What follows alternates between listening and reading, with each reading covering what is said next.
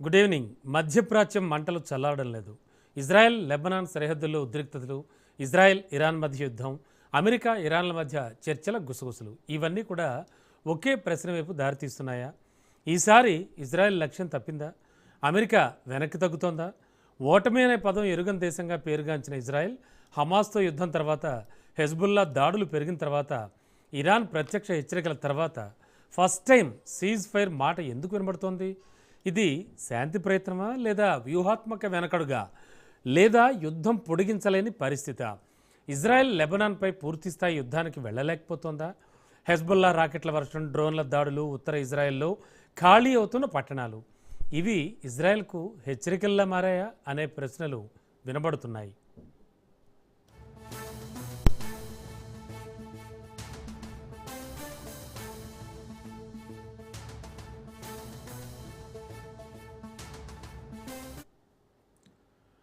మరోవైపు చూస్తే ప్రపంచ పెద్దన్నగా చెప్పుకునే అమెరికా ఇరాన్పై ప్రత్యక్ష దాడి చేయకుండా మధ్యవర్తిత్వం ద్వారా సీజ్ ఫైర్ చర్చలు దేనికి సంకేతం?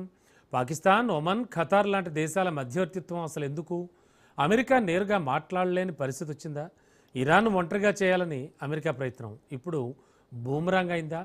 రష్యా, చైనా పరోక్ష మద్దతు, బ్రిక్స్ దేశాల ఆర్థిక బలం, డాలర్ ఆధిపత్యానికి సవాలు ఇవి అమెరికా వ్యూహాన్ని బలహీనపరిచాయా అనే అనుమానాలు ప్రస్తుతానికి వ్యక్తం అవుతున్నాయి.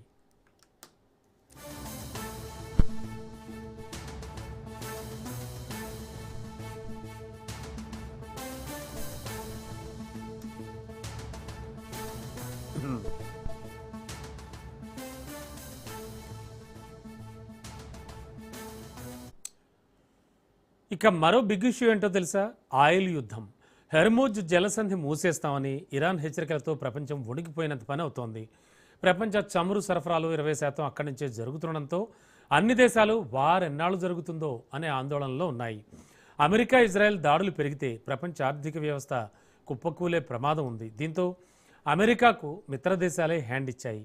యూరోప్ దేశాలన్నీ కూడా యుద్ధానికి మద్దతు ఇవ్వట్లేదు. నాటోలోనూ విభేదాలు పొడజూపాయి. పరిస్థితులన్నీ గమనిస్తే జియో పాలిటిక్స్లో అమెరికా ఒంటరిగా మిగిలిపోతుందా? అయితే ఇది నిజంగానే ఓటమికి సంకేతమా, లేక వ్యూహాత్మక రీసెట్ మాత్రమేనా? సీజ్ ఫైర్ అంటే వెనకడుగా, లేక మరింత పెద్ద దాడికి ముందు మాట? ఇజ్రాయెల్ వెనక్కి తగ్గిందా? అమెరికా రాజీ పడిందా? ఇరాన్పై చేయి సాధించిందా? ఇరాన్ ఒకవేళ పై చేయి సాధించిందా? ప్రపంచం కొత్త శక్తి సమీకరణాల వైపు వెళుతోందా? ఇలా ఎన్నో సమాధానం లేని ప్రశ్నలున్నాయి. అయితే వీటన్నిటికీ సంబంధించి, అలాగే ప్రెసిడెంట్ ఉన్నటువంటి కండిషన్ ఏమిటి అంటే, ట్రంప్ ఇచ్చిన గడువు పొడిగించుకుంటూ వెళుతున్నారు. ఈ నేపథ్యంలో అమెరికా వెనక్కి తగ్గిందా, లేదా ఇరాన్ వ్యూహం మార్చిందా, ఇజ్రాయెల్ భయపడుతోందా లాంటి డౌట్లు ఎన్నో ఉన్నాయి.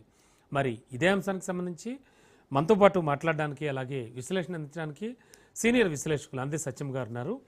అండ్ సార్తో మాట్లాడదాం. Sir, good evening.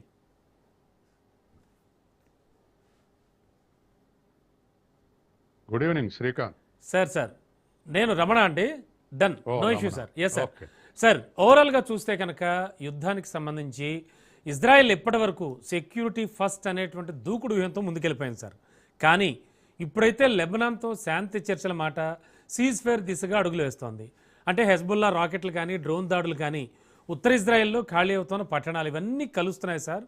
ఇవన్నీ మనం చూస్తున్నాం. అంటే ఈ ఓవరాల్ ఇష్యూస్ అన్నీ కలిపి చూస్తే ఇదొక వ్యూహాత్మకంగా వాళ్ళు వేస్తున్న వెనకడుగా భావించాలా, లేదా యుద్ధాన్ని నియంత్రించే ప్రయత్నం అనుకోవాలా సార్? ఇప్పుడున్న రంగంలో ఉన్నటువంటి 3 దేశాలు కూడా ఒకవైపు యుద్ధం విరమించాలనేటువంటి కోరిక ఉన్నప్పటికీ ఎవరి వ్యూహాలకు వాళ్ళు కట్టుబడి ఉన్నారు. వ్యూహాలను వదులుకోవడం లేదు, వదులుకొని బేషరతుగా వ్యవహరించట్లేదు. కాబట్టి ఎవరి జాగ్రత్తల్లో ఎవరి వ్యూహాలు వాళ్ళకు కట్టుబడే సీజ్ ఫైర్ ప్రకటించడమైనా, చర్చలైనా అంటున్నారు.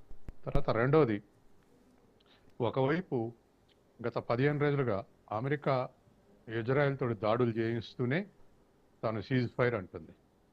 అట్లాగే ఇజ్రాయెల్ లెబనాన్ మీద దాడి చేస్తూనే లెబనాన్ ప్రధానమంత్రితో చర్చిస్తామంటున్నారు. కాబట్టి దాడులు అనేటువంటి ఒక ప్రెజర్ టాక్టిక్స్గా అమెరికా, ఇజ్రాయెల్ యూజ్ చేసుకుంటున్నాయి. కాబట్టి ఇవాళ అమెరికా సీజ్ ఫైర్ ప్రకటించినాక ఇరాన్ కూడా ప్రకటించింది. ఆ 2 దేశాల మధ్య దాడులు జరగట్లేదు. ఇవాళ గల్ఫ్ దేశాలు కూడా ఇవాళ ఫస్ట్ టైం 24 అవర్స్లో మా దేశాల మీద దాడి జరగలేదని చెప్పేసి 5-6 దేశాలు కలిపి సంయుక్త ప్రకటన చేసినాయి. రేపు ఇస్లామాబాద్లో జరిగేటువంటి చర్చలకు మేము హాజరు కావాలంటే ఇజ్రాయిల్ లెబనాన్ మీద దాడి చేయడానికి వీల్లేదని చెప్పేసి, అది కూడా చర్చల్లో భాగం అని చెప్పేసి ఇరాన్ డిక్లేర్ చేసింది. దాడులు జరిగితే మేము బైకాట్ చేస్తామని కూడా చెప్పింది. కాబట్టి ఇవాళ ఉన్నటువంటి పరిస్థితుల్లో ఇజ్రాయిల్కు ఆతురత ఉంది ఇరాన్ని లేకుండా చేయాలని. ప్రతిసారి అమెరికా ఇట్లా కలిసి రాకపోవచ్చు, లేదా అమెరికాలో ఒక పాలకులు మారితే కూడా ఇబ్బంది కావచ్చు, లేదా లిమిటెడ్ సహకారం అందొచ్చు. కాబట్టి ఇప్పుడే లేపేసేయాలి ఇరాన్ని అని చెప్పేసేటువంటి వ్యూహంలో ఇజ్రాయిల్ ఉంది. తర్వాత మరొక అంశం కూడా ఇరాన్ ప్రకటించింది ఏంటంటే, ఇజ్రాయిల్ దాడులు ఆపకుండా చేయడానికి కారణం రేపు ఆదివారం నాడు నెతాన్యాహు మీద విచారణ ఉంది ఇజ్రాయిల్లో. కాబట్టి చర్చలు జరిగి ప్రశాంత వాతావరణం ఉంటే నెతాన్యాహు ఆ చర్చలకు ఆ విచారణకు హాజరు కావాల్సి వస్తుంది. అదే యుద్ధం ఆగకుండా కొనసాగుతుంటే దాన్ని వాయిదా వేయవచ్చు. కాబట్టి ఇది ఒక టాక్టిక్గా నెతాన్యాహు వాడుకుంటుండే యుద్ధాన్ని చెప్పేసి ఇరాన్ నుంచి ఒక ప్రకటన వచ్చింది. కాబట్టి మనం ఈ దృష్ట్యా చూస్తే ఇజ్రాయిల్ ముఖ్యంగా యుద్ధం విరమించడానికి సిద్ధంగా లేదు. దానికి ఇజ్రాయిల్ దేశం ఇంట్రెస్టా, నెతాన్యాహు ఇంట్రెస్టా అనేటువంటిది మనం ఇంకా 2-3 రోజులు గడిస్తే తెలిసే అవకాశం ఉంది. ఎందుకంటే యుద్ధానికి ముందే నెతాన్యాహు దరిదాపు డిఫెన్స్లో ఉన్నాడు ఆ దేశంలో. ప్రజలు తిరుగుబాటు చేస్తున్నటువంటి క్రమంలో యుద్ధం మొదలైంది. అసలు ప్రజల తిరుగుబాటు వెనకగొట్టడానికి యుద్ధం ప్రారంభించండి అనుమానం కూడా అందరికి వచ్చింది. కాబట్టి ఇవాళ నెతాన్యాహు వ్యక్తిగత ఆ దేశ ప్రజల ఆమోదం కన్నా నెతాన్యాహు ఇండివిజువల్ ఇంట్రెస్ట్ ఎక్కువ పడుతుంది ఇజ్రాయిల్ యుద్ధంలో. కాబట్టి ఏదేమైనా ప్రపంచ దేశాలు మాత్రం ఏ వ్యూహం ఎట్లా ఉన్నాయండి, చర్చలు అయితే జరగాలి, ఈ కాల్పుల విరమణ కొనసాగాలన్నటువంటిదే కోరుకుంటున్నారు. ఎందుకంటే ఇవాళ ప్రపంచం సంక్షోభానికి పోతా ఉంది. ఇప్పటికే ఒక ఎగ్జాంపుల్ అన్ని దేశాలు చెప్పాల్సిన పని లేదు. మన దేశం ఎగ్జాంపులే ఇవాళ ఆ రేటింగ్ సంస్థలు యుద్ధం ప్రారంభం కాకముందు ఈ ఫైనాన్షియల్ ఇయర్లో ఇండియా గ్రోత్ రేటు 7.4% అవుతాడు అనుకున్న వాళ్ళు ఇప్పుడు 6.4కు పడిపోద్ది. ఇంకా యుద్ధం 10 రోజులు నడిస్తే 6కు పడిపోద్ది, 5.4కు కూడా పడిపోవచ్చు అనేటువంటి ఎక్స్పెక్టేషన్ చేస్తారు. కాబట్టి పెద్ద దేశమైనటువంటి మన దేశం మీదనే ఇంత ఇంపాక్ట్ ఉంటే మిగతా దేశాలన్నీ కూడా ఖచ్చితంగా నెగిటివ్ ఇంపాక్ట్ ఉండేటువంటి అవకాశం ఉంది. కాబట్టి ప్రపంచ దేశాలకు కూడా ఆతృత ఉంది కాల్పుల విరమణ కొనసాగాలని, హర్ముద్ జలసంధి మూసేయకుండా నౌకలను రానివ్వాలని, తర్వాత మళ్ళీ యుద్ధం ప్రారంభించకుండా వాతావరణాన్ని కాపాడాలన్నటువంటి పట్టుదలలు కూడా ఉన్నాయి. ఈ ఆస్పెక్ట్లో ఇప్పటి వరకు ఈ రోజు వరకు వచ్చి ఉంది యుద్ధం. సార్ యుద్ధం చేసి ఉన్నటువంటి ఇజ్రాయెల్ ఓటమి అనేటువంటి పదాన్ని అయితే